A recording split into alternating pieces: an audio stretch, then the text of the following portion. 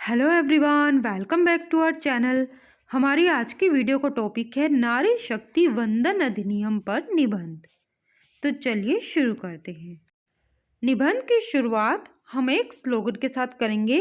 हमारा स्लोगन इस अधिनियम की महत्वता को बताता हुआ होना चाहिए। तो हम यहाँ पर लिखेंगे, नारी शक्ति वंदन अधिनियम देगा नारी को अधिकार, सशक्त नारी बनेगी मजबूत देश का आधार।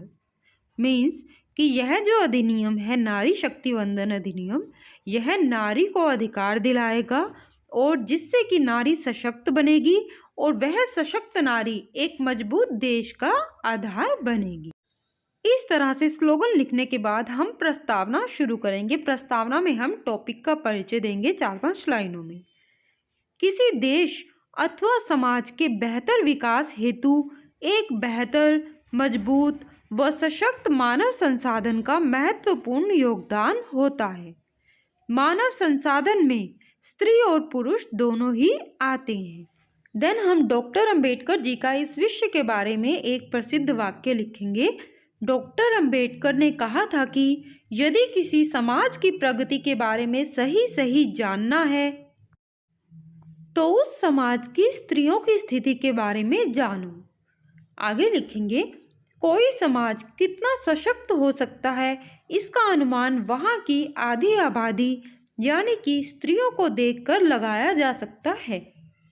हमारा देश भी अपने संपूर्ण विकास हेतु देश की नारियों को सशक्त बनाने हेतु निरंतर प्रयासरत है। इसी कड़ी में देश नारी शक्ति वंदन अधिनियम लेकर आया है जिससे देश की संपूर्णता को बल मिल सके। देन नेक्स्ट हेडिंग डालेंगे, नारी शक्ति वंदन अधिनियम क्या है। नारी शक्ति वंदन अधिनियम के अंतर्गत लोकसभा और राज्य विधानसभाओं में देश की महिलाओं को 33% सीटों पर आरक्षण दिया जाएगा। इसी 33% में से 1/3 सीटें अनुसूचित जाति और जनजाति की महिलाओं हेतु आरक्षित हैं।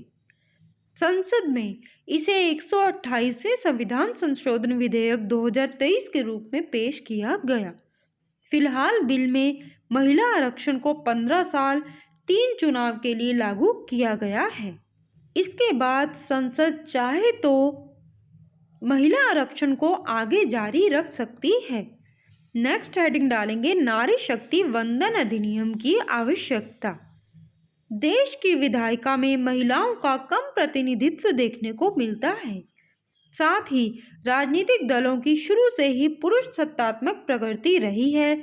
यही कारण है कि नारी शक्ति वंदन अधिनियम की आवश्यकता काफ़ी समय से ही महसूस की जाती रही है।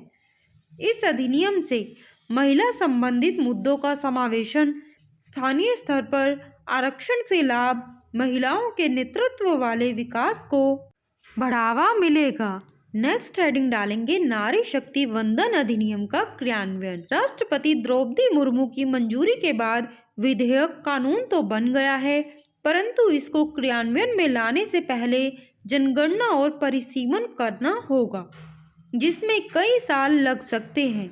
इस अधिनियम के अनुसार महिला आरक्षण कानून आगामी जनगणना के बाद लागू होगा। कानून बनने के बाद होने वाली जनगणना के बाद आरक्षण लागू करने के लिए नए सिरे से परिसीमन होगा। परिसीमन के आधार पर ही महिलाओं के लिए 1/3 सीटें आरक्षित की जाएंगी। निष्कर्ष, नारी शक्ति वंदन अधिनियम ने आने वाले समय में राजनीति में महिलाओं का मार्ग प्रशस्त कर दिया है। भविष्य में महिलाएं लोकतांत्रिक मूल्यों में और अधिक सक्रिय और सुदृढ़ भूमिका निभाएंगी। अगर इस विधेयक का क्रियान्वयन सही प्रकार से किया गया तो भारत विश्व का इकलौता लोकतांत्रिक देश बन जाएगा जहां पर इस प्रकार के सकारात्मक कदम उठाकर देश की नारी को सशक्त भविष्य दिया गया हो। तो फ्रेंड्स, इस तरीके से आप नारी शक्ति वंदन अधिनियम पर एक प्रभावशाली एस्से तैयार कर सकते हैं। आई होप ये वीडियो आपके लिए हेल्पफुल रहेगी। वीडियो अच्छी लगे कमेंट करके ज़रूर बताएं। वीडियो को लाइक करें, शेयर करें, चैनल को सब्सक्राइब जरूर करें। धन्यवाद।